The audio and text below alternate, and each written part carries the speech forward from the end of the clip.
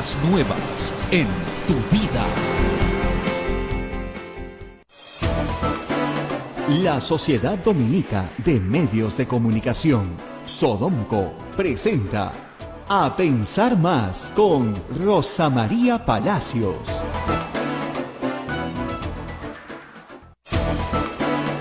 Ocho de la mañana en punto. Señoras y señores, muy buenos días. Bienvenidos a Pensar Más con Rosa María Palacios a través de la Sociedad Dominica de Medios de Comunicación. Ya nos escucha Arequipa a través de Radio San Martín, Chimbote a través de RSD, Radio Santo Domingo, Lima a través de Radio Santa Rosa, el Cusco a través de Radio Veritas, Ucayali a través de Radio Cepagua, La Convención con Radio Quillabamba, Puerto Maldonado con Radio Madre de Dios. Esta es la red Sodonco de la Sociedad Dominica de Medios de Comunicación. Nuestra gratitud también para nuestros amigos de Ayacucho que nos escuchan a través de La Voz de Ayacucho y Huánuco que nos escucha a través de Radio Huánuco Frecuencia Modulada y también AM Tagua que está compartiendo el programa siempre por todo el Perú. Rosa María, muy buenos días. Muy buenos días a todo el Perú, un poquito así acatarrada todavía, pero acá estamos, viendo los acontecimientos del día de hoy, de la política nacional y los del día de ayer, que también han sido bastante complejos, ¿no? Bueno, como esto es una radio pastoral, empecemos pues por el pronunciamiento de la Conferencia Episcopal Peruana, que no suele meterse en problemas judiciales particulares, ¿no? Pero ha lanzado un comunicado muy duro contra el Poder Judicial. Voy a leerlo rápidamente, tiene 4 párrafos, y dice: la sorprendente incautación de los bienes y la vivienda de la familia Humala por parte del Poder Judicial y el Ministerio Público ha tenido una faceta de exceso y desproporcionalidad. Es parte del debido proceso respetar los derechos humanos de las personas y en especial de la familia y de los niños. Estos niños han sido afectados nuevamente con secuelas en sus sentimientos que permanecerán en el tiempo. Decía Santo Tomás de Aquino que la justicia sin misericordia es una crueldad. Eso es lo que dice la Conferencia Episcopal. Y más abajo, al terminar, recuerdan algo que dice el Papa Francisco: ver sufrir a los niños hace mal al alma. Una cosa interesante, ¿no es cierto? Y le recuerdan o invocan al Poder Judicial, al Ministerio Público, que no olviden que el ejercicio de la justicia debe estar presente, en el ejercicio debe estar presente la objetividad, la veracidad, la equidad, el sentido común, pues de ser conscientes, ¿no es cierto?, de que el impacto de sus decisiones trasciende en el caso concreto, ¿no? Esa es una cosa, pues, obvia. Ayer el doctor Nakazaki decía que la mejor ley penal era el sentido común. Y vaya que ha faltado sentido común ayer. Estábamos en este programa, ayer en la mañana, comentando la incautación, y de repente aparece el titular: el juez Richard Concepción Carhuancho había suspendido su propia orden de incautación sobre la casa habitación de Ollantumala y Nadine Heredia, donde vivían con sus hijos, por 30 días. Muy bien. Pero luego a las 6 de la tarde dice: habida cuenta que ya se fueron, ya suspendo la suspensión que había suspendido. ¿Entendieron? Me suspendo, o sea, yo me suspendí, ¿no?, a mí mismo, pero ahora suspendo lo que suspendí. Ya, yo a las 10 de la noche preguntaba si había salido otra por si acaso. He visto que ha salido en ATV largamente a tratar de explicar su resolución, y lo que ha dicho es que el día lunes la defensa de Ollantumala y Nadine Heredia pidieron una cita con él, que él no concede citas, pero que la concedió debido a la urgencia del tema, y le dijeron que no se podía pues vaciar una casa con 3 niños adentro en un plazo de horas, y que por favor les dieran un plazo para poder hacer las cosas ordenadamente. Y que él magnánicamente pues dio un plazo de 30 días. Pero como que en la noche ya habían resuelto el problema, ya para las 6 de la tarde de ayer ya no valía la pena. Todo esto hace, digamos, discúlpenme, por más que sea la defensa del señor Richard Concepción Carhuancho, indicar un alto nivel de improvisación, por decirlo menos, ¿no es cierto?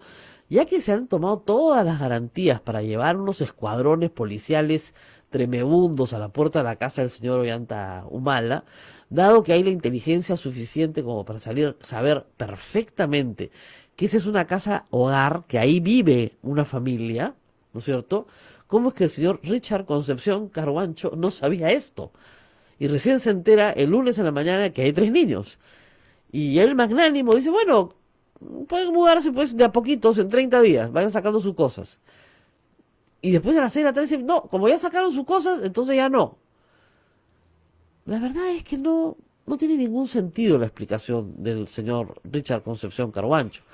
El señor simple y llanamente ha dicho, en la entrevista que ha concedido en ATV, cosas que además son falsas, que a mí me preocupa que un juez diga, que ha hecho, este decomiso sirve para pagar la reparación civil.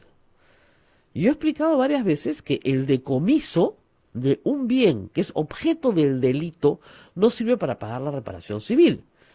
Si no, pues ya la reparación civil de Vladimiro Montesinos estaría pagada con el decomiso de los dineros que le encontraron en el extranjero, ¿no es cierto? O todos los generales de la corrupción ya hubieran pagado sus reparaciones civiles con el decomiso y remate de los bienes que se obtuvieron justamente incautados como parte de los actos ilícitos, o los relojes de Montesinos hubieran servido para pagar su reparación civil. No sirve para pagar la reparación civil. La reparación civil sirve para pagar, se paga con dinero del propio peculio de la persona. Y eso nuevamente está aquí pues en discusión.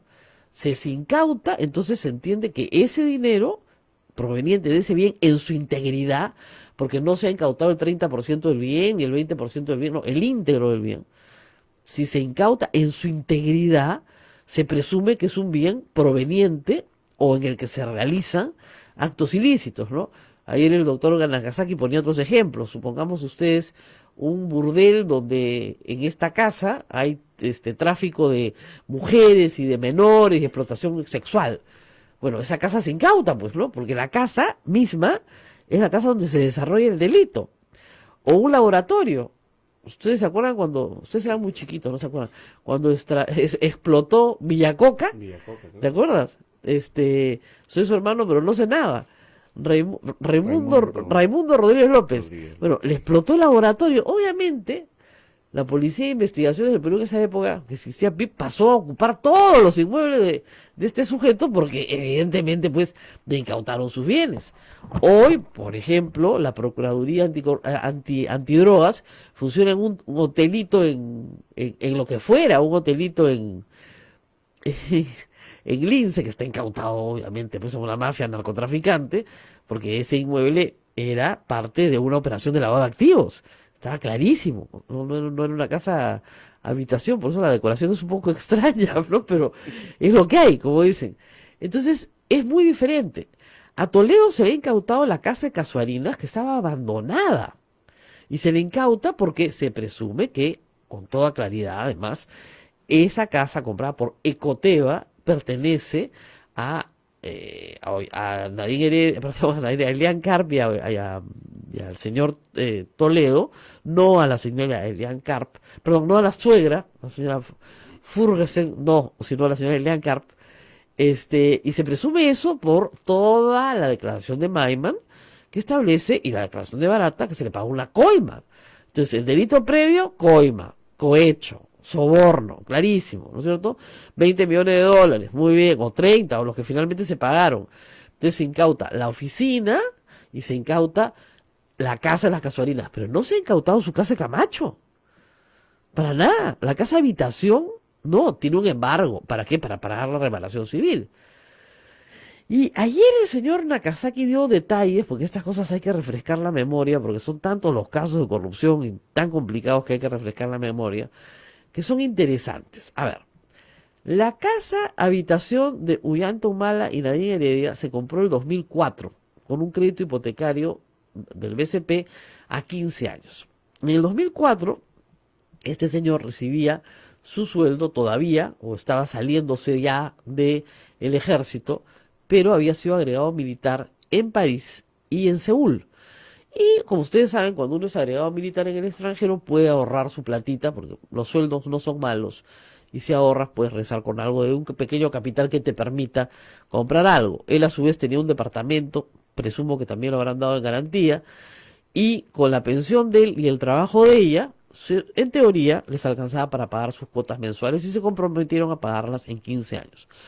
Cosa que sucedió puntualmente hasta que en el último año 2010, o sea, a los 6 años, digamos, de haber comprado la vivienda, los últimos 12 meses o 18 meses lograron pagar cuotas más altas y terminar de cancelar la vivienda. ¿Ok? Esa es la historia. Muy bien. En el año 2004, Ollantaytamala y Nadine Heredia, digamos, tuvieron que pagar una cuota inicial. Esa cuota inicial no puede provenir de ningún tráfico de dinero porque no estaban ni siquiera metidos en la política. Ni siquiera remotamente. Nada, cero, zip. La campaña del 2006 es la que el fiscal señala como la que genera un movimiento de dinero, ¿no es cierto?, ilícito. Y la ilicitud consiste en que, por propia declaración ante el fiscal de Nadine Heredia, esto no es ajeno, en el año 2005, un venezolano que los conocía, que tenía una empresa llamada Caizamac en Venezuela, les envía más o menos $80.000 en 60 y tantos mil a la mamá de Nadine Heredia y 19.000 y tantos a Rocío Calderón. ¿Por qué? Porque no tenían cuentas del Partido Nacionalista, porque el partido no existía todavía, no tenía existencia jurídica. Y este señor decidió ayudar al partido, a su fundación, e envió el dinero a las cuentas de personas de confianza de los Humala. ¿Ok? Por esos dos depósitos, Rocío Calderón ha perdido su casa, por ese depósito de $19.000. O sea, el señor juez cree que la señora Rocío Calderón, con $19.000, ha comprado una casa en La Molina, ¿no? Y cree que la señora Heredia Alarcón, perdón, la mamá, la señora Alarcón, de Heredia, viuda y ha vuelto a casar, ha comprado la casa con su nuevo esposo, ¿no es cierto? Esa es la que le han incautado con esos $60.000. Esa es la acusación. No hay otras platas respecto a Rocío Calderón y Alarcón. No hay otras platas. A la señora le han incautado su camioneta con la que hace movilidad escolar. Si fuera rica, millonaria, se le cayera la plata, bueno, ¿estaría haciendo movilidad escolar hasta ahora? No sé, ¿no? Yo no creo que una persona que así que se muera en plata hace movilidad escolar cuando su hija ha sido la primera dama y qué sé yo, ¿no? No sé. El asunto es que a la señora le han quitado hasta la camioneta, le han embargado la camioneta con la que hace movilidad escolar. ¿No? Muy bien. Entonces como les digo, Caizamac, aproximadamente $20.000 para Rocío Calderón y $60.000 que Nadine Heredia dice, ellas me los han entregado a mí y está todo bancarizado. Y con esa plata hemos constituido y armado nuestro partido. Entonces, la tesis inicial del fiscal es que esa plata no es del señor dueño de la empresa Caizamac, que además ha fallecido. Él llegó a declarar, pero ya falleció, sino que esa plata es de Chávez, que Chávez se la robó a Venezuela en un peculado, y al robársela a Venezuela en un peculado, se la entrega a los humanos a través de estas personas. Muy bien. Pruebas de eso, Serapio. El testimonio de Martín Belaúnde del Ocio, que no tiene una sola prueba, además que es un colaborador eficaz que ni siquiera se le ha dado esa garantía, que no tiene una sola prueba de que eso sea cierto. Sí está probado que hay una donación de una empresa venezolana de un señor que los conoció y les entregó plata porque les cayó bien. $80.000, y como no tenían cómo recibirlos, los recibieron a través de la mamá de la señora Heredia y a través de su amiga. Mal, pues, porque han debido esperar que las cuentas del partido estén constituidas y poder declararlo ante la OMPE, sí. Mal. Pero pasó hace, pues, 12 años o 13 años. Ya, esa es la prueba de que con esa plata la señora Alarcón compró su casa con su nuevo marido. El terreno embargado a la señora Alarcón es un terreno embargado a una sucesión, es decir, a Nadine Heredia. No es un terreno de Nadine Heredia, es un terreno de ella, sus hermanos y su mamá. Es una sucesión indivisa, es una herencia. Pero como ella es una de las herederas, entonces todos sus hermanos se dejó. De verdad, pues, entonces, oiga, pero el terreno y el causante, que es el muerto, se murió mucho antes de que se metieran a la política. El causante, el padre, se murió antes. Entonces, la línea del tiempo ahí, no sé cómo la van a organizar. La segunda parte podría decir, no, la casa la terminan de pagar con la plata de Odebrecht. ya puede ser interesante. Pero el asunto es que la plata de Odebrecht llega el 2011, para la campaña del 2011, y la casa la terminaron de pagar el 2010. Entonces, ¿cómo la plata de Odebrecht va a haber ayudado a pagar la casa? No, es que se tiraron la plata del 2006, de la campaña del 2006. Puede ser, pero esa es plata de particulares. Entonces, el doctor Azabache tiene una en teoría bien interesante, que acá la hemos discutido, que dice, no es lavado, o sea, digamos, el delito fuente no es un peculado en Venezuela, porque eso es imposible, la República de Venezuela es independiente y el Perú no puede jugar a Venezuela. Fatal. Pero el delito fuente puede ser una evasión tributaria, que habría que ver el tamaño de esa evasión. Si esa evasión es por $80.000, por $300.000, por $100.000. Y gracias a esa evasión tributaria crean una fortuna personal. Pero que no es el íntegro de la casa, sino es una parte de la casa. ¿Ok? Esa es la teoría del doctor Azabache. Entonces el delito ahí sí podría tener la fiscalía alguna viabilidad, estaría un poquito más acotado, ¿no? Lamentablemente, al doctor Azabache, la fiscalía ni lo escuchan. Estos insisten en que es delito de lavado de activos provenientes de peculado o de la receptación de dinero ilícito. Entonces, si se van a seguir por ese camino, la acusación en lo de Venezuela, como dijo el doctor Nagasaki ayer, se cae porque no tiene cómo sostenerse. O sea, tú me lo vas a decir que con $80.000 Rocío Calderón va a comprar una casa en La Molina. La mamá va a comprar una casa en Surco donde vive con su actual pareja. La hija va a comprar la misma casa en la que vive con su esposo y sus 3 hijos. Y además van a comprar un terreno. Y además van a comprar una camioneta para hacer movilidad escolar. Y además les van a regalar 4 carros más y las cuentas de las niñas donde tenían sus ahorros para la universidad. Porque los padres pusieron en una cuenta, hace muchos años, cuando eran chiquitas, 30.000 soles, que han ido creciendo con los intereses de los años, y creo que ahora son 60.000 soles. O sea, ya, digamos, ¿alguien le puede explicar al doctor Carguancho, Richard Concepción Carguancho, estos hechos? Sí, pero el problema es que Richard Concepción Carguancho no corrió traslado de esta solicitud. No corrió traslado de esta solicitud a la defensa de Humala.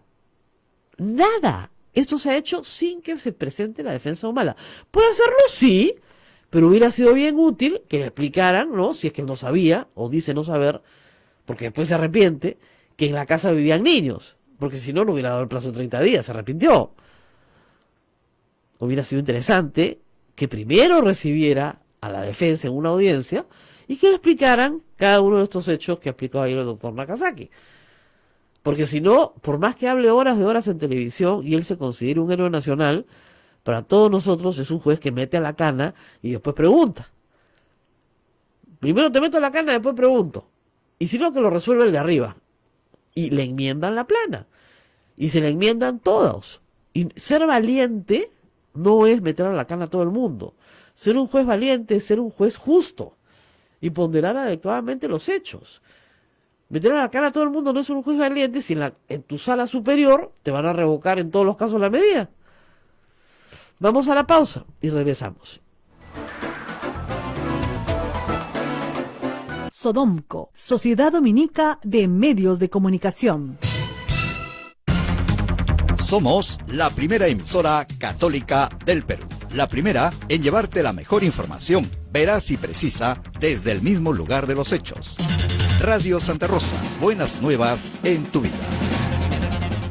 Madre, cuando recojas con tu frente mis besos. En este día tan especial y que sean siempre todos los días un feliz Día de la Madre. Les desea Radio Santa Rosa. Buenas nuevas en tu vida. Madre, esas arrugas se formaron pensando. Amigos de la radio, ya salió la nueva edición de nuestra revista Ondas. Un nuevo número finamente ilustrado, con artículos del padre Javier Abanto Silva y del padre Jorge Cuadros Pastor. Además, notas exclusivas sobre la primera emisora católica del Perú, pinceladas históricas, en contacto con la noticia y mucho más. Adquiérelo a solo 5 soles en Girón Camaná 158. Y recuerda, con tu apoyo ayudas al sostenimiento económico de la emisora del Rosario, Radio Santa Rosa. Buenas nuevas en tu vida.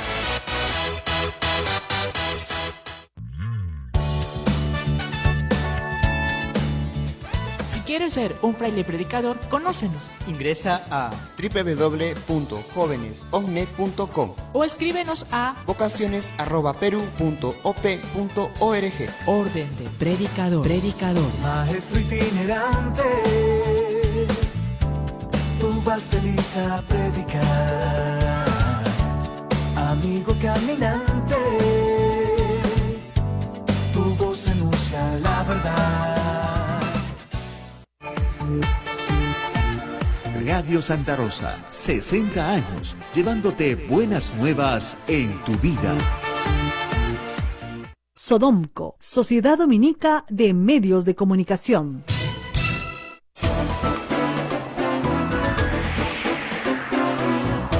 De la mañana con 20 minutos estamos en A Pensar Más con Rosa María Palacios a través de la Sociedad Dominica de Medios de Comunicación. Rosa María, la gente pide que hagas un listado de preguntas para hacerle al juez Richard Concepción Carhuancho, que por cierto esta mañana le escuché decir que él cumple lo que pide la Fiscalía. O el procurador, uno de dos. Pero no, pues Pero porque no es exactamente. Él es un juez de garantía. Estamos en un nuevo sistema procesal penal. Hemos cambiado. El sistema con el que yo estudié en la universidad ya no es, ¿no? Entonces, hay algunos jueces que todavía tal vez no se han actualizado, pero él es un juez de garantía. Entonces, ¿qué pasa? El fiscal dirige la investigación. Y cuando digo dirige todo, ¿no es cierto? El fiscal ordena los allanamientos, toma las declaraciones testimoniales, hace una serie de diligencias para que su investigación conduzca, ¿no es cierto?, a una conclusión que lo lleve a acusar o no acusar. Muy bien. Pero hay determinados actos que el fiscal no puede hacer solo porque alguien tiene que controlar. La misión del señor Carhuancho es un juez de control, por lo tanto es un juez garantista. ¿Garantista de qué? De los derechos de las partes. O sea, el fiscal y el juez no se asocian para reventar al inculpado. ¿Te das cuenta? No, así no funciona. El fiscal acusa, el juez sentencia y la defensa se defiende. Pero no son 2-1. En este caso parece ser que fueran 2-1. Por las mismas declaraciones del señor Concepción Carhuancho. Yo hago lo que me piden. No, usted no hace lo que le piden. Usted, si no se lo piden, no lo puede hacer. Es verdad. Pero si se lo piden, lo que le pide la ley es ponderar si lo que le están pidiendo es constitucional, es legal o no. Entonces, si hay un marco legal, si se puede hacer, si no se puede hacer, y si tiene alguna proporcionalidad, desproporcionalidad, etcétera. Cuando ustedes leen en su resolución el test de proporcionalidad, es absurdo. El test de proporcionalidad, no hay ninguna proporcionalidad entre la falta cometida y la medida preventiva tomada. Él es un juez de garantía, entonces tiene que decir varias cosas. Por ejemplo, el fiscal no puede meter preso a nadie, tiene que pedírselo al juez. El fiscal no puede embargar nada, tiene que pedírselo al juez. El fiscal no puede incautar nada, tiene que pedírselo al juez. ¿Ok? Pero se lo pide al juez no como si el juez fuera una mesa de partes, ¿no? Que le pone un sello y ya está. No, se lo pide al juez para que el juez a su vez pondere pues si el pedido es lícito, si el pedido está en el marco de la ley, si el pedido tiene razonabilidad, proporcionalidad, en fin, todas las consideraciones dentro de un sistema garantista, porque nuestro sistema procesal es garantista. Siempre se garantizan que los derechos del procesado se respeten, porque si no, se cae el proceso más adelante, porque no hay debido proceso. ¿Ok? Entonces, lo que él tiene que hacer es ponderar lo que se le pide, no actuar como mesa de parte. No ser mesa de parte del procurador y del fiscal. El procurador lo único que hace en esencia, digamos, es buscar que la reparación civil no se pierda. Por eso es que el embargo lo había pedido el procurador. El procurador, con toda razón. Ahí sí, con toda razón. Miren, embárguenme todos los bienes que pueda Ya veo después cuáles voy a usar para, dependiendo de cuánto sea la reparación civil, para cobrarme la reparación civil, en vista de que hay bienes. Otros señores mafiosos no tienen bienes, pues. Eso es genial. Todos los que no tienen bienes no pueden pagar reparación civil. ¿No? Montesinos no tiene bienes, Fujimori no tiene bienes, ¿no? Y por supuesto todos los terroristas no tienen bienes, ninguno tiene bienes. Pero este Lorna que tiene bienes, ¿no? Además, es gracioso escuchar a un comentarista de la mañana hablar de la fortuna inmobiliaria de Ollantaytambo. Decía, tiene una casa en Higuereta. Eso es todo lo que tiene. Y un departamento que ha declarado que compró cuando era soltero, con sus sueldos pues de militar. A plazo, pues con hipoteca y todo lo demás, que es un departamento soltero, en la calle Armendáriz y Miraflores, que no es un departamento para una familia, es un departamento soltero, chiquito. Eso es todo lo que tiene, y que lo tiene alquilado y eso le produce una renta. Qué raro que no se lo hayan quitado también, por ejemplo, me parece raro. Pero no hay ahí, en realidad, más que eso. Entonces, y que imagínense, usted se casa, forma una familia, con mucho esfuerzo, ya, consigue para la cuota inicial, compra una casa, consigue una hipoteca, 15 años, la comienza a pagar más o menos, ¿no? La va arreglando un poquito, más o menos, mientras va avanzando en el tiempo, porque el tiempo ayuda a que vayas pagando. No, consigue un poquito más de plata, prepaga, otro poquito más, va prepagando. Finalmente en 6 años, han dicho un montón de gente en Twitter, me pone 6 meses. En 6 años, ya, termina de pagar su casa porque la consiguió un buen precio, etcétera. Y eso es todo lo que tiene. Pero resulta que su mamá, que es viuda, ¿no es cierto? Y con el dinero, obviamente, los gananciales obtenidos durante su matrimonio, y que son parte también de una sucesión que todavía está indivisa, compra una casa para vivir con su nuevo esposo, ¿no? Y la casa, además lo más gracioso de todo es que la casa familiar donde vive el hermano de Nadine Heredia, que fue la casa, digamos, que heredan del papá y la mamá, que está al lado de la casa de Nadine Heredia, donde ha movido sus cosas, donde ella creció, esa casa el juez no la ha tocado. Y hubiera sido el colmo que la toque, bueno, porque esa casa era de cuando ellos eran chiquitos, ¿no? No le van a decir que también la compró Chávez o Odebrecht. Según Wilfredo Pedraza, rechazó esa casa porque no le adjuntaron la ficha registral, nada más que por eso. Bueno, en ese es donde han guardado las bolsas de plástico, pues, con la ropa, la juguetes, los chicos, las cosas de la cocina, ¿no? Todo lo que usted imagine que puede tener una casa, pues, una vida doméstica familiar. A cargar los muebles y a vaciar la cocina. ¿Alguna vez te has mudado? ¿No? ¿No te has mudado? Bien pesado digo, ¿eh? Pucha que es una buena oportunidad para botar cosas viejas, eso sí. Cuando lo haces con calma, ¿no? Cuando uno se muda con calma y dice, no, esto no sirve, esto ya se regala, se bota, ¿no es cierto? Esto para los otros, sí, para la parroquia, pero mudarte en horas, yo no sé cómo se hace eso. Bueno, la señora debe estar ahora revisando bolsa por bolsa qué guarda y qué no guarda, ¿no? Te ayuda a reducirte también, ¿no? Porque uno a veces en la vida guarda muchas cosas que no sirven para nada, mucho cachivache, pero no sé, por ejemplo, Abel no podría mudarse entonces, de hablar. Abel necesita 30 días mínimo para sacar los adornos de Navidad, ¿no? Necesita 2 camiones. El público no lo sabe, pero Abel es un fanático de la Navidad y tiene una colección espectacular con uno de los nacimientos más bonitos que hay en Lima, que lo arma en su casa. Se demora un mes para armarlo. ¿Te imaginas que te embarguen? Que se lleven lo que sea, pero no el nacimiento. No el nacimiento. Claro, pues cada ser humano tiene pues afecto, apego a algunas cositas, ¿no? Algo que te regalaron o que te dieron alguna vez en la vida, ¿no? Y tirar todo a toda velocidad en bolsas, en cajas y aventarlo dentro de un camión, es complicado, ¿no? Es complicado. Creo que la situación de los humanos sigue siendo complicada. Yo, como esperamos todos, es que que los acusen de algo, que se inicie un proceso, y si hay una condena, bueno, que se cumpla la condena, los 9 meses de prisión les servirán para purgar parte ya de esa condena, y si no hay una condena, simple y llanamente, pues que los absuelvan, que les devuelvan sus cosas. A mí me parecieron unos pésimos políticos, y siempre lo dije, a mí me ha costado mucho, en lo personal, tener que explicar el derecho en estos casos, porque mis colegas periodistas, y anoche lo escribí, Y lo puedo volver a decir, mis colegas periodistas, por explicar la ley, me han insultado de todas las formas posibles. Me han dicho abogada de Nadine, el nuevo director del comercio dijo en su Facebook, lo tuvo que borrar después, que yo había recibido personalmente dinero de Nadine Heredia en Palacio de Gobierno. O sea, de ese calibre fue la mentira. Personalmente, ¿eh? O sea, yo había ido a Palacio de Gobierno para que me den dinero en efectivo. Ese es el nuevo director del comercio, el señor Juan José Garrido Queclin. Que yo solamente le dice, tú habla con tus abogados y pregúntales qué cosa es difamación. Y bueno, lo borró porque decía que yo lo había amenazado. No lo había amenazado porque no tengo nunca he tenido interés en litigar con personas que no tienen honor, ¿no? Que me van a devolver. Se supone que el juicio de difamación es para reparar el honor que me puede reparar una persona que no tiene honor. Le dice una mentira tan gruesa y tan salvaje como esa y tan brutal. Y quiere ser periodista, además, ¿no?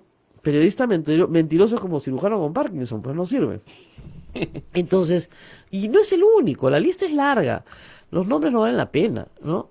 Pero explicar la ley, porque estudié Derecho, pues piña, y la mayoría de mis colegas no, entonces eso me hace una especie de abogada de... No, tú tienes que ceñirte a lo que dice el debido proceso, a lo que se puede hacer y lo que no se puede hacer.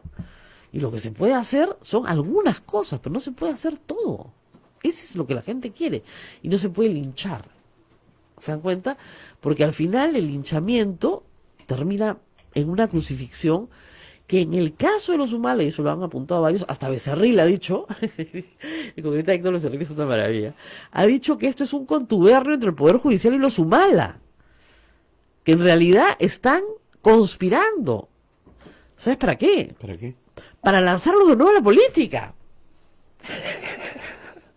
Es muy gracioso, la verdad.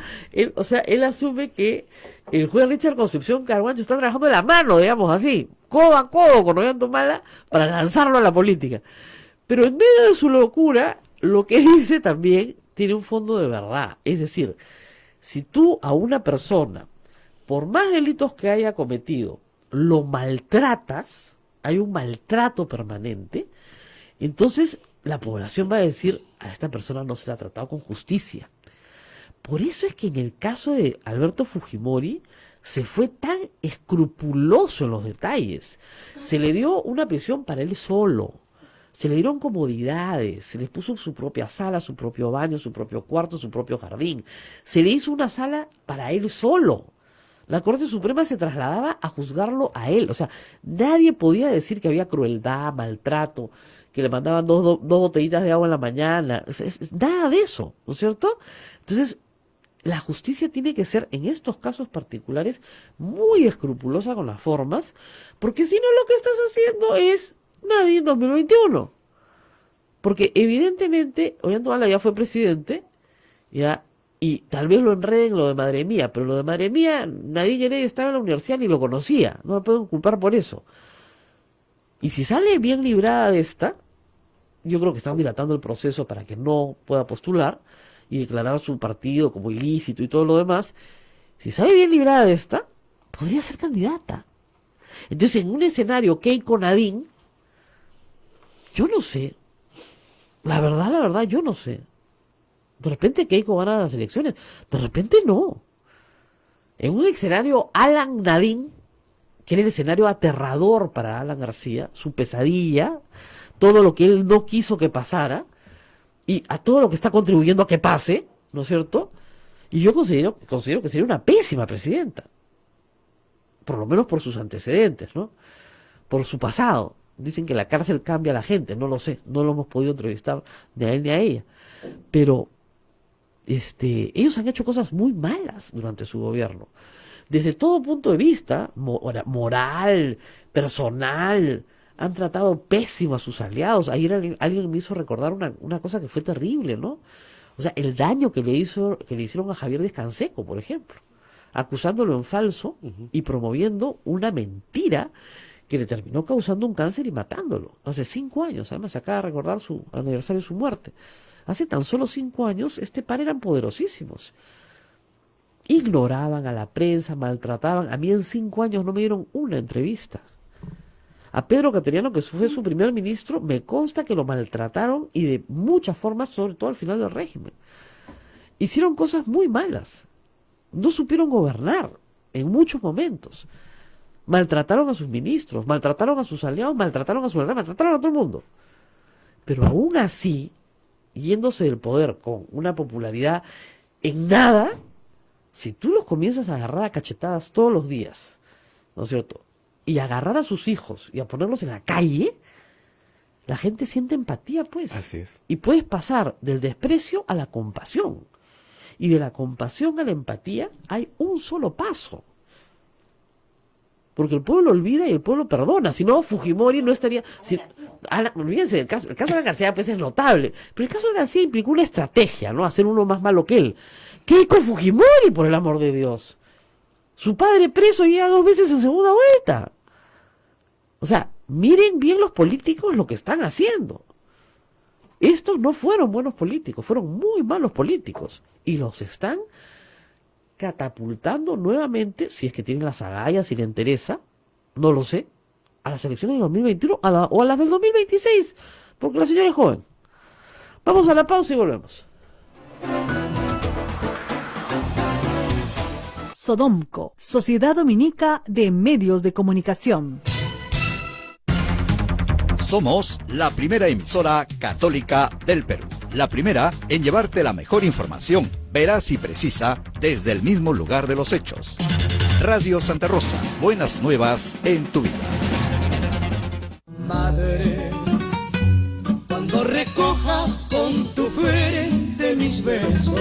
En este día tan especial y que sean siempre todos los días, un feliz Día de la Madre. Les desea Radio Santa Rosa, buenas nuevas en tu vida. Madre, esas arrugas se formaron pensando. La experiencia nacional e internacional enseña que en casos de terremotos o desastres naturales, las comunicaciones se congestionan. Debemos estar preparados. Lo más importante, mantén la calma, evita llamar y menos insistir. Utiliza los mensajes de texto o la internet para comunicarte. Y si estás en la zona de emergencia, marca el 119 y deja un mensaje de voz. Esta es la comunicación luego de una emergencia. Escribe primero y evita llamar. Mayor información en www.mtc.gov.pe o con tu operador de servicios, Ministerio de Transportes y Comunicaciones. En Radio Santa Rosa, hagamos lío con el Papa Francisco. ¿Qué hay en la raíz de la esclavitud, del desempleo, del abandono de los bienes comunes y de la naturaleza? La corrupción, un proceso de muerte que nutre la cultura de la muerte. Porque el afán de poder y de tener no conoce límites. La corrupción no se combate con el silencio.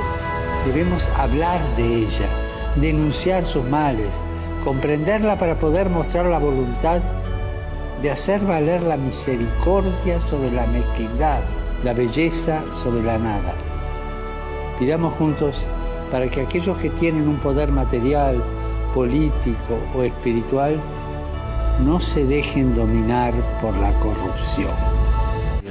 Gracias, Papa Francisco. Radio Santa Rosa. Buenas nuevas en tu vida.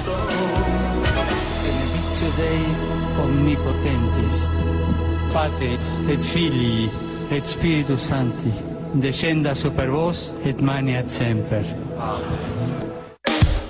Santa Rosa, buenas nuevas en tu vida. Sodomco, Sociedad Dominica de Medios de Comunicación. 8 de la mañana con 38 minutos, ya estamos nuevamente a través de todas las emisoras de la Sociedad Dominica de Comunicación, en Arequipa, Radio San Martín, en Chimbote, Radio Santo Domingo, RSD, en Lima, Radio Santa Rosa, en el Cusco, Radio Veritas, en Ucayali, Radio Cepagua, en la Convención, Radio Quillabamba, en Puerto Maldonado, Radio Madre de Dios, y en Ayacucho también nos escuchan a través de La Voz de Ayacucho, y en Huánuco a través de Radio Huánuco Frecuencia Modulada, y nuestros amigos de AM Tagua que realizan un gran trabajo. Rosa María, adelante. Bueno, quiero agradecerle al señor Carlos Rodríguez, que siempre nos escribe todas las mañanas, y shows, dice cosas bonitas de mí que normalmente no me dicen, así que muchas gracias. Bueno, estamos acá para pagar una deuda, porque de verdad estábamos en deuda con el público. hace 2 semanas vino Indira Wilca, terminamos hablando de la coyuntura, de otras cosas, pero no de un proyecto de ley que ella ha presentado a favor de un grupo poblacional que nos escucha todas las mañanas, que es la gente de la tercera edad, que está con nosotros y nos acompaña mucho. Entonces, Indira Wilca ha dicho, por favor, resérveme un espacio para hablar de mi proyecto. Cuéntanos exactamente qué es qué quieres hacer con este proyecto de, digamos, de reivindicación del sistema pensional. Así es. Mira, Rosa María, gracias por la invitación. Efectivamente, mucha gente ha comentado este proyecto porque efectivamente no es una demanda nueva. O sea, es una situación que lastimosamente, en lo que compete al Sistema Nacional de Pensiones, se ha ido volviendo cada vez más crítica, más precaria, y tenemos lastimosamente un sector de la población justamente a merced de esta terrible situación. Entonces, este proyecto lo trabajamos sí junto con organizaciones de pensionistas, de jubilados. La gente tiene que saber que en el país, digamos, coexisten 3 sistemas de pensiones, ¿no? El sistema privado, el sistema público, que es justamente a donde intenta abordar el proyecto, y también tenemos en los años recientes este sistema no contributivo, que es el de pensión 65 para, digamos, situación indigencia, de vulnerabilidad extrema. Entonces, de alguna manera han ido coexistiendo esos 3 sistemas, lastimosamente no de manera coordinada, o sea, no se ha pensado, digamos, el diseño de 3 esquemas que podrían más bien entre sí complementarse y cubrir esa necesidad de plantear algo básico como el derecho a la seguridad social, el derecho a una pensión para el futuro, ¿no es cierto?, para la vejez, y el derecho a un aseguramiento en salud. Entonces, sobre la ONP se ha escrito mucho, se ha hablado mucho, hay información de sobra, hay informes de la Defensoría del Pueblo, hay evaluaciones que se han hecho a nivel incluso del propio gobierno, del Ministerio de Economía y Finanzas, sobre, primero, varias situaciones que nos dejan por fuera de estándares internacionales mínimos en lo que tiene que ver con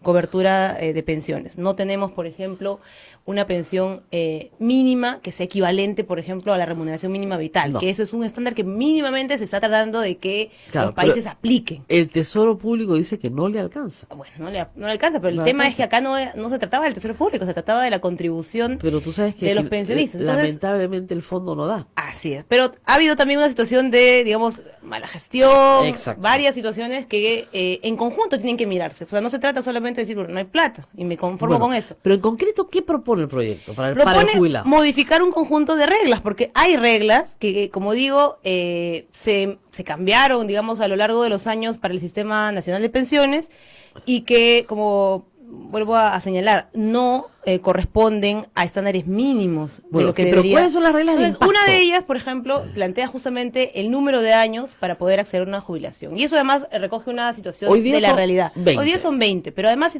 pasan situaciones que la verdad son límite, claro. Límite, pero además son patéticas, ¿no es cierto?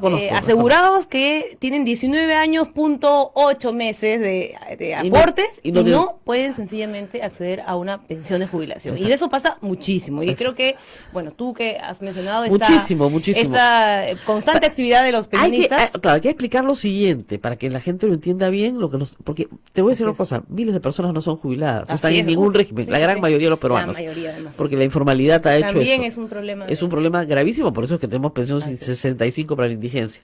Pero ¿qué sucede? Si uno está en la AFP y tiene un fondo propio, el día que se jubile, su pensión puede salir de ese fondo o puede llevarse todo su fondo, eso, según las normas de ahora. ¿Ya? Pero en el sistema público eso no sucede, porque tienes que tener, es un sistema colectivo, todos aportamos a una olla y de esa olla comemos todo. Entonces, es un sistema solidario. Exactamente. Entonces, ¿qué pasa? Si yo no aporto mi ración para la olla, no me van a dar ración. Y mi ración son 20 años. Entonces, ¿qué pasa si yo trabajo 17 años? Y he aportado, y mi plata está en el sistema. Ahí. No te corresponde. O 15, o 25, o 5, o un poquito, como dice acá, un poquito. Has aportado un poquito, y no importa. O sea, se perdió tu plata, ¿ok? Esa plata que tú entregaste, se perdió, mi amor. No te la devuelve nadie. ¿Qué hacer con eso, congresista? Acá justamente hay un problema de considerar la realidad, porque sí tenemos en lo que es la ONP además una gran población hoy en día de adultos mayores. O sea, hay gente que sobre todo se mantiene en la ONP, en el Sistema Nacional de Pensiones, que es personas adultos mayores que ya están o por jubilarse o que ya están jubiladas. Entonces, aplicando el criterio de consideración de la realidad, se está planteando que este número de aportaciones pase a 15 años, que es un número que además no es algo que se me ocurrió a mí, que no es arbitrario, que es un número que se considera justamente a nivel de estándares internacionales mínimos para considerar justamente una pensión. O sea, 15 años en economías como la nuestra, que tú bien señalas, están lastimosamente cruzadas por la informalidad, donde garantizar años de aportación continuos o separados, pero... donde hay un problema, fíjense, normalmente una persona debería empezar a trabajar digamos, a los 25 años, ¿no es cierto? Y se jubilarse a los 65. Entonces habrá aportado 40 años. Eso es lo normal. Ya, pero poca gente. Pero el problema es el siguiente, que por la informalidad que tiene el Perú, eso es casi imposible, por un lado. Y por el otro lado, las mujeres tienen una mayor desventaja. ¿Por qué? Porque al embarazarse salen, lamentablemente, del mercado laboral. Entonces, su posibilidad de regresar se dilata. Entonces tienen menos años de aporte. Yo no tengo estadística de esto, pero estoy seguro que la ONP la debe tener. Las mujeres suelen tener menos años de aporte estadísticamente, y cuando uno se pregunta por qué, lo que va a saltar es por la maternidad. O sea, ese es uno de los problemas clásicos. Ese o sea, es uno de los factores que impacta negativamente en la posibilidad de que las mujeres efectivamente lleguen puedan a los 20 años. números, digamos, planteados. Entonces, respondiendo a eso, digamos, el factor... ¿Por qué no hacemos la ley solo para las mujeres?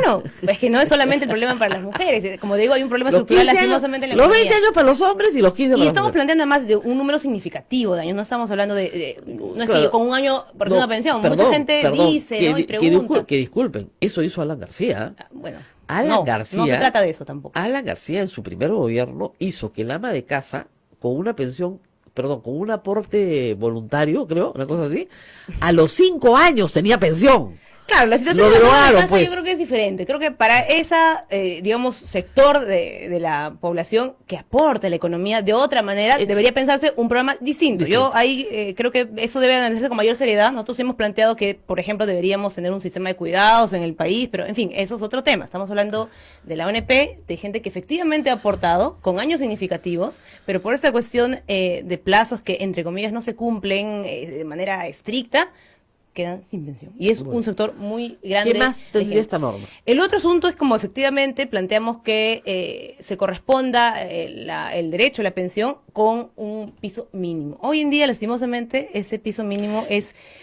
yo diría que está ridículo, porque 300, la verdad me parece 415. 415. ¿Ya? Que pero se quedó congelado en el tiempo, ¿no? En así un momento se acercó mucho a la remuneración mínima vital. Pero hoy en día el mínimo, entre comillas, es este, y tenemos un máximo. En el sistema público hay un máximo. Entonces, por más que tú seas un trabajador que decidió por una cuestión de principio, yo quiero aportar un fondo solidario, soy un buen trabajador, gano un sueldo más o menos 40 aceptable, años trabajando en el sector público. Y mi pensión no va a llegar a más que 815 soles. Eso tampoco responde a un criterio, digamos... ¿No es 1.200? No, es 815 el máximo. El máximo. Entonces, tenemos dos problemas ahí. Uno, que si tú pones ese tope, que, como te digo, no está basado en criterios necesariamente de objetividad o de pensar lo que sucede es que la Constitución establece, y eso es verdad, que las pensiones se pagan de acuerdo a las posibilidades del Tesoro Público. Exacto. Eso es lo que dice. ¿Por qué? Vamos a explicar. Porque el Fondo Nacional de Pensiones está desfinanciado. Eso es como una especie de tautología esa. Porque también se dice, está desfinanciado, menos pensiones, pero no hay ningún mecanismo para reimpulsar que la gente se Bueno, un momento, pero se paga con Tesoro Público. Se paga con Tesoro, con el dinero de todos los peruanos. Entonces, con el dinero de todos los peruanos hay que educar a los niños, hay que pagarle a las enfermeras, hay que pagarle a los médicos y hay que pagarle a los viejos. Entonces, en el momento de priorizar, como en cualquier familia, tú dices, bueno, vamos a darle un poquito al abuelo, ¿no es cierto? Pero tenemos que mandar a los niños al colegio. Sí, totalmente. Entonces, ese es el problema central. Hay un problema, pero tú has planteado también algo que es un problema, pero es una problemática que tiene que ser atendida. Cuando estamos hablando de la situación de la población adulta mayor, de la población que es pensionista, estamos hablando también de una situación de la cual el Estado tiene que hacerse cargo. O sea, no estoy hablando de que le va a hacer un favor a los pensionistas, sino que se vuelve un problema. ¿Cuándo se ha hecho cargo el Estado de los viejos? Pero eso no puede ser una respuesta, digamos... Pero esa es mi respuesta. Claro. Cuando yo peleaba mucho para que seamos libres de tener acceso hasta nuestros fondos de la AFP a los 65 años, y claro, la gente del fondo se dice, ya no es un fondo de pensiones, el Estado se va a tener que hacer cargo de tu vejez. ¿Y cuándo se ha hecho el Estado cargo de mi vejez? ¿De la vejez de qué viejo? A pesar de que es la responsabilidad del Estado. La primera vez ha sido en las pensiones de pensión 65. Antes nunca. ¿Cómo sobrevive un viejo en el Perú? ¿Y cómo eso forma parte, perdóname, de una respuesta diseñada? Acá nadie está planteando que de pronto alguien... ¿Cómo se ha resuelto el problema? Porque el problema sí se ha resuelto. No tenemos viejitos muriendo de hambre en todas las esquinas. ¿Cómo se ha Pensión resuelto? 65 en parte. Pero ¿cómo se ha resuelto? De varias maneras. Primero, las personas ahorran para su vejez en sus inmuebles. Las personas ahorran en su vejez educando a sus hijos. El seguro social de los padres es sus hijos. Si los hijos son buenos, claro. porque hay cada hijo más malo, pero siempre de los, señora, de los que tiene usted, uno le saldrá bueno. No importa, uno saldrá bueno. Entonces, los padres terminan viviendo y dependiendo de sus hijos. Es la pura verdad. Claro, y pero esa así es una se ha resuelto. respuesta, digamos. Entonces, los 400 soles que entran del seguro social son para su alimentación mínima. Y sí tiene atención en el seguro social. Eso sí tiene. Entonces, por esas dos cosas, la familia compensa. Claro, la familia compensa, pero también se termina volviendo lastimosamente una situación de carga familiar, por que ya no supuesto. debería ser a esa edad, porque estamos hablando de gente que ha aportado, que Yo con su estoy de trabajo ha acuerdo, yo estoy de contribuido. acuerdo contigo, Entonces, tampoco yo me lo que gustaría, creo, por supuesto, lo que creo que hay que empezar lamentablemente ha sido así siempre. Ha sido así, pero no podemos seguir dejando que sea así, porque lastimosamente terminas generando otro problema para las familias, porque también a nivel familiar se vuelve un asunto de problema para el cuidado, sobre todo quien en la casa, en la familia, asume la responsabilidad del cuidado, que es la mujer, por lo general. Entonces, ahí va generando otras circunstancias que terminan impactando también en la estabilidad de las familias. Hay familias que... Vamos a ir a la pausa, me preguntan. Entonces, dos temas. Uno, que se reduzca el número de años de aportación, 15 años, y el segundo... establecer pensión mínima como equivalente a la remuneración mínima vital. Eso. Y hay dos puntos más, importantes que lo vamos a desarrollar ahora. Después de la pausa, regresamos. Listo.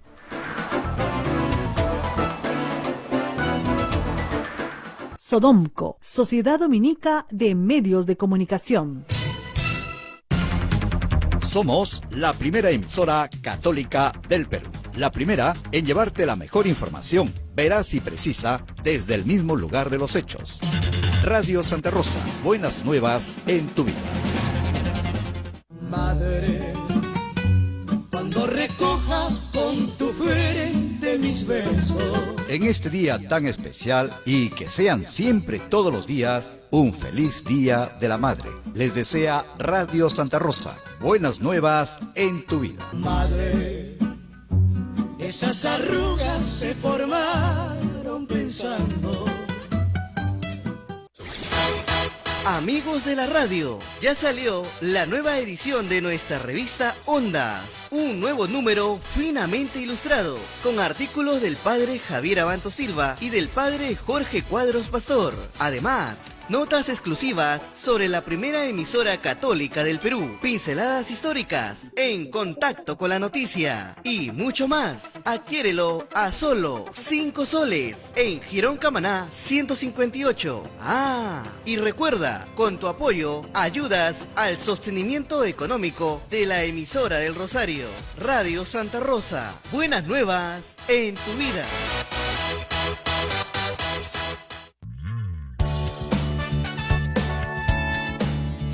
Si quieres ser un fraile predicador, conócenos. Ingresa a www.jovenesovnet.com O escríbenos a vocaciones@peru.op.org. Orden de Predicadores.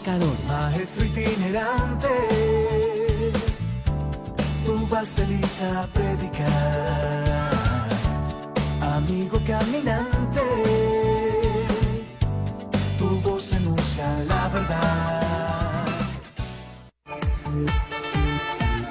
Radio Santa Rosa, 60 años, llevándote buenas nuevas en tu vida. Sodomco, Sociedad Dominica de Medios de Comunicación.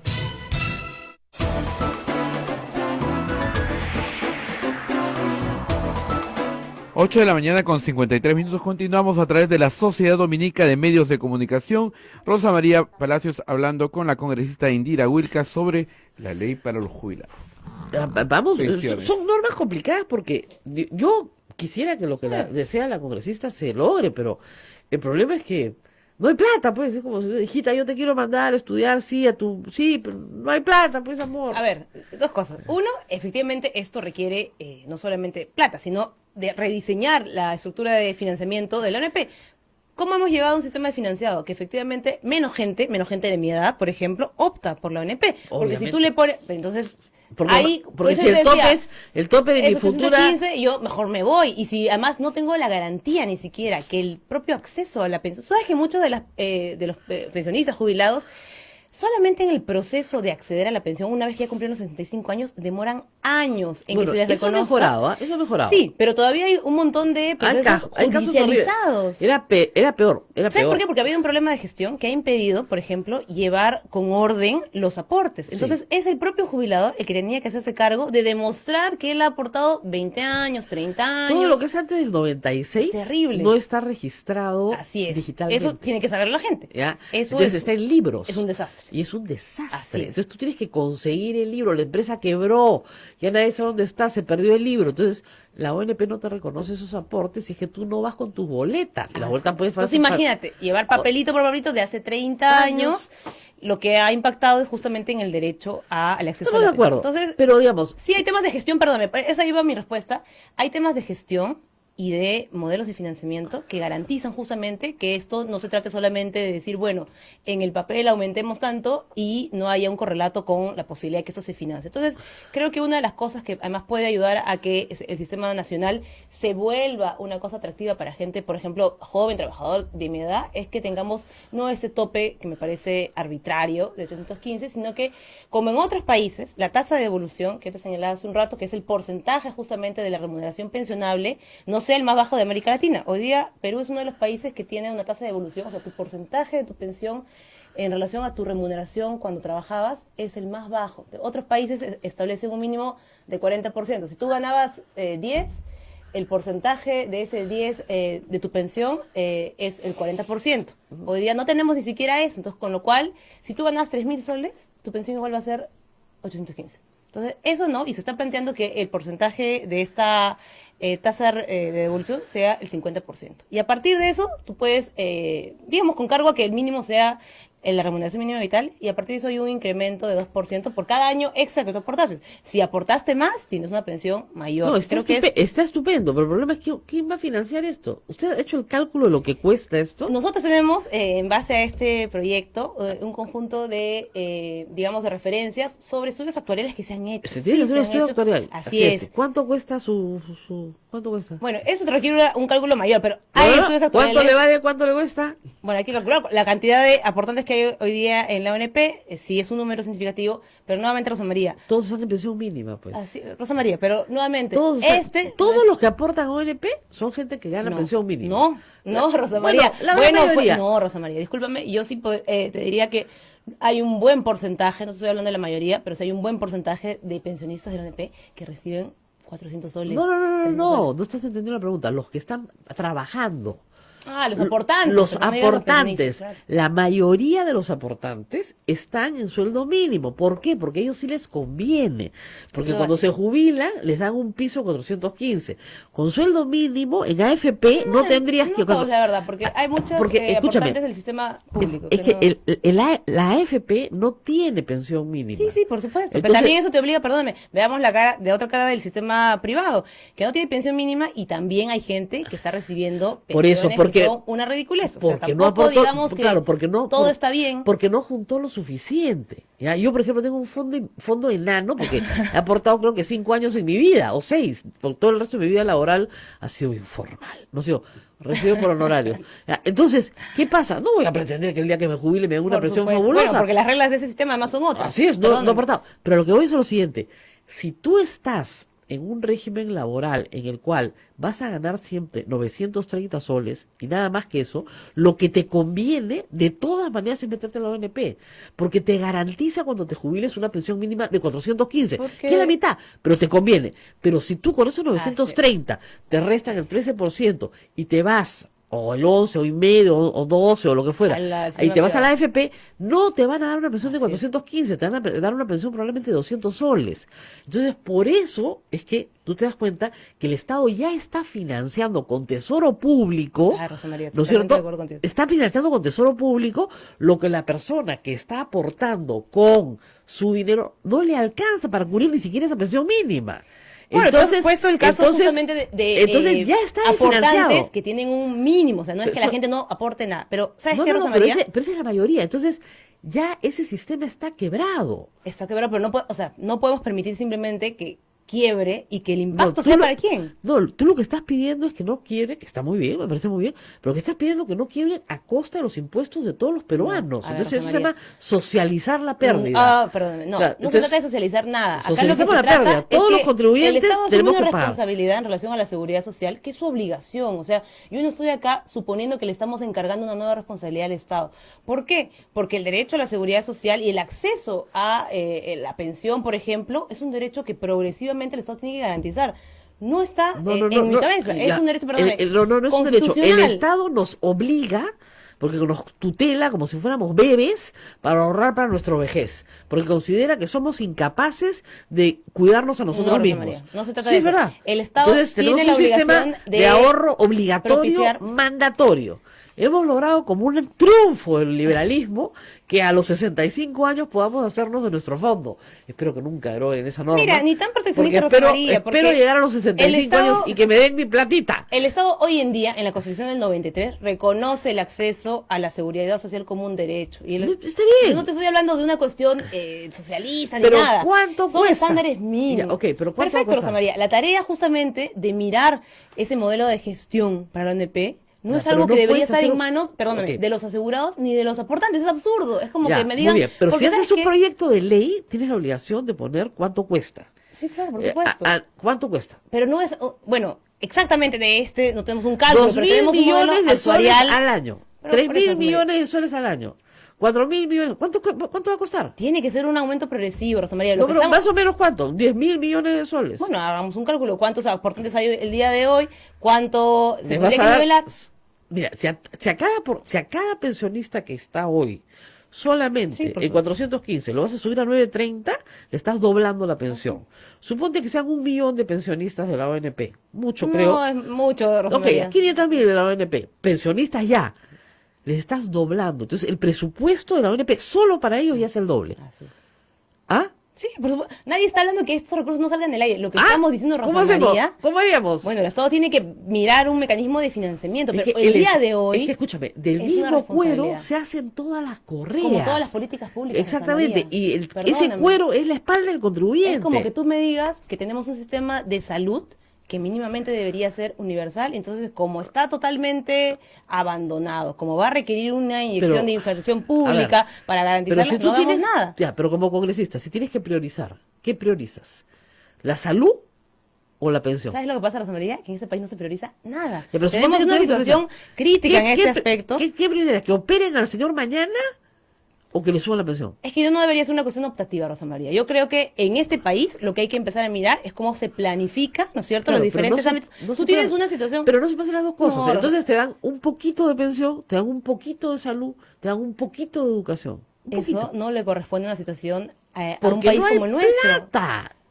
Bueno, Ese ese es el problema. mantra. Yo creo que hemos pasado por una situación de bonanza económica que no se corresponde con el tipo de servicios que tenemos en el país. Estamos Eso de podemos acuerdo. entrar en otro Hoy debate. estamos absolutamente Entonces, de acuerdo. No me puedes decir, Mira, para lo que sencillamente, yo no hay pago en plata. impuestos y lo que el Estado me da a mí, yo como digo, pago impuestos como en Suiza y me dan los servicios de Haití. Y no solamente tú, Ya, solamente... claro, Mira, o sea, Luciana, de Haití. Entonces, no puede hasta ser el la peaje lo tengo respuesta, que pagar. perdóname, Rosa María, a estas alturas de nuestro desarrollo como país, simplemente no hay plata. Acá Bueno, lo que se requiere es... ¿qué le han dicho sus compañeros congresistas sobre este proyecto? Mira, ¿sabes qué? Yo he tomado con sorpresa el hecho que en el Congreso hay varios proyectos similares. ¿Similares en qué aspecto? En que se está planteando efectivamente que este piso de la remuneración mínima vital sea algo que se modifique. Es un Muy cambio de bien. las reglas de juegos que creo que hay que considerar porque... Ahora, ustedes no tienen iniciativa de gasto. por eso, Y, pero se esto- les, y les van a parar el proyecto, por eso de todas maneras... en la Pero yo sí Comisión de creo que tiene que Constitución. evaluarse y también creo que es una llamada de atención a que esto se opere no solamente desde el lado del legislativo.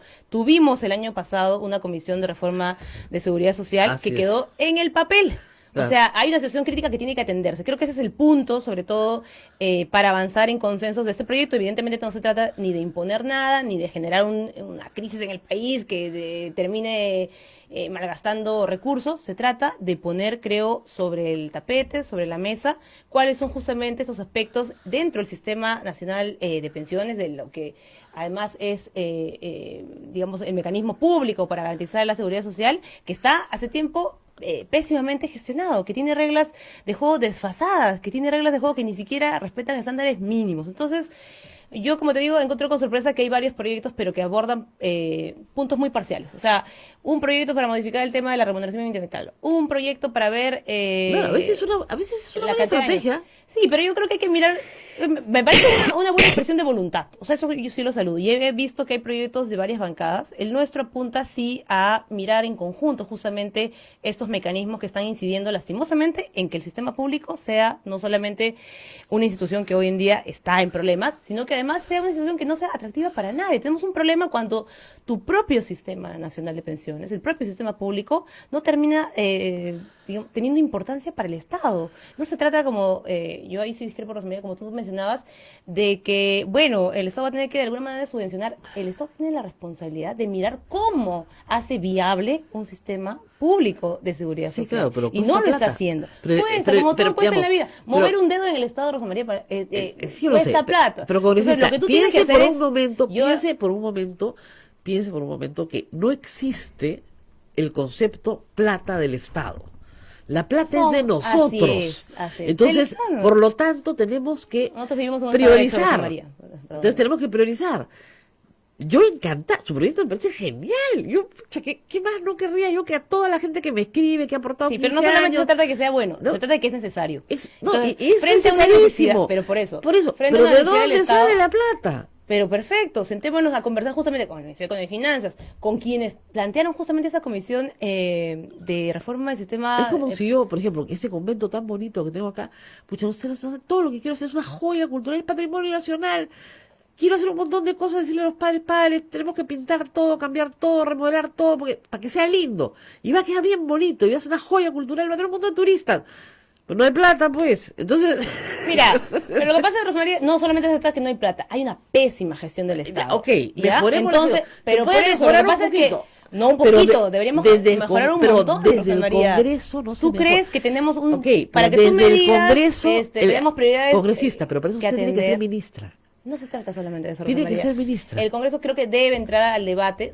Obviamente no puede entrar solo, tiene que darlo. Usted tendría que ser ministra de Economía. Finanzas. Usted tendría que ser ministra de Economía. Eso es un llamado, Rosa María, que el Ministerio de Economía y Finanzas a que el gobierno asuma un tema que ha sido relegado. Como te digo, se hizo el año pasado una comisión desde el Ministerio de Economía y Finanzas. Para cambiar todo el tema de AFP. Para plantear lineamientos. ¿En qué quedó? En nada. Es que no van a el cambiar diagnóstico, perdóname, era el mismo que estamos planteando acá. Tenemos un sistema público que ha sido permanentemente desfinanciado, que se ha deteriorado y tenemos un impacto negativo en una población objetivo, que son justamente los pensionistas, que hay gente que ha aportado. Acá no se trata de regalarle nada a nadie. Hay gente que ha aportado 30 años, 20 años al sistema público. Estamos de acuerdo. Y hoy no eso recibe... Es un robo. Estamos de acuerdo. Es un robo. Es un robo.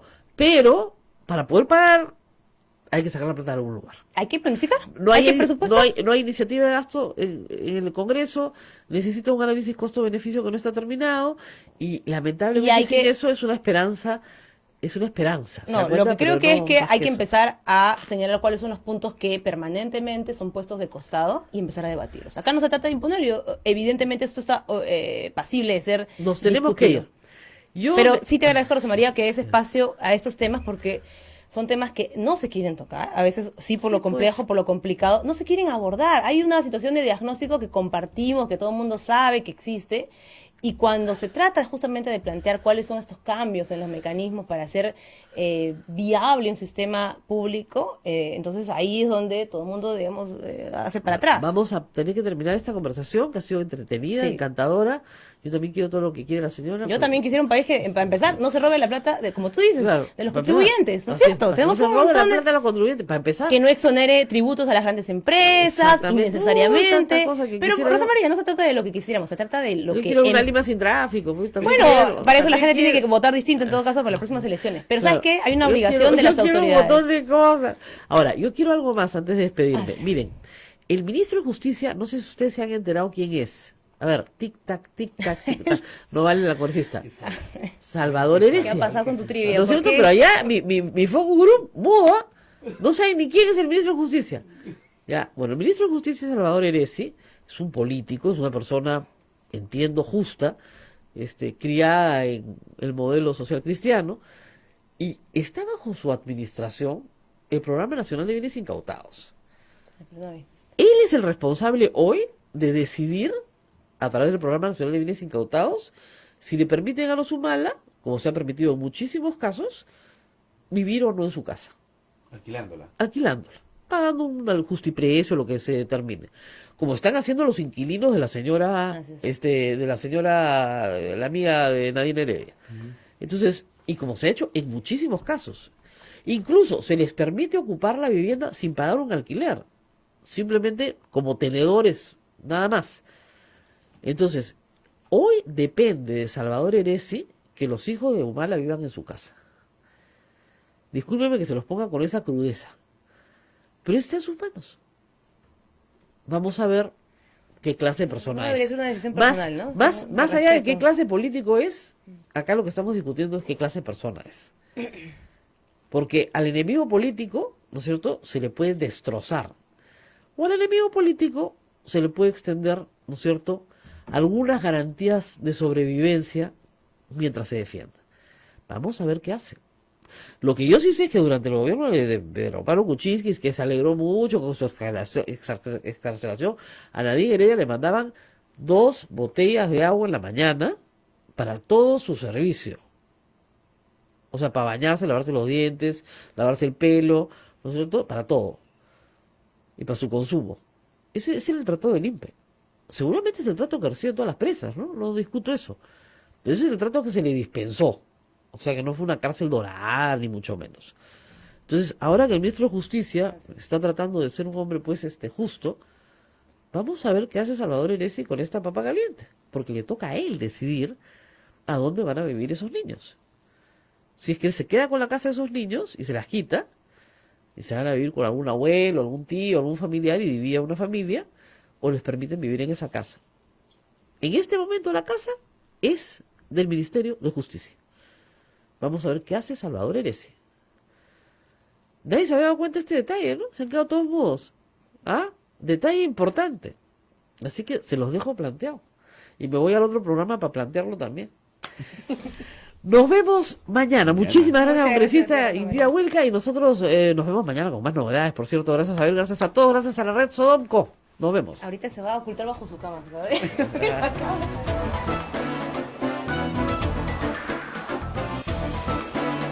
Hasta aquí, A Pensar Más con Rosa María Palacios. Este programa fue producido por la Sociedad Dominica de Medios de Comunicación, Sodomco.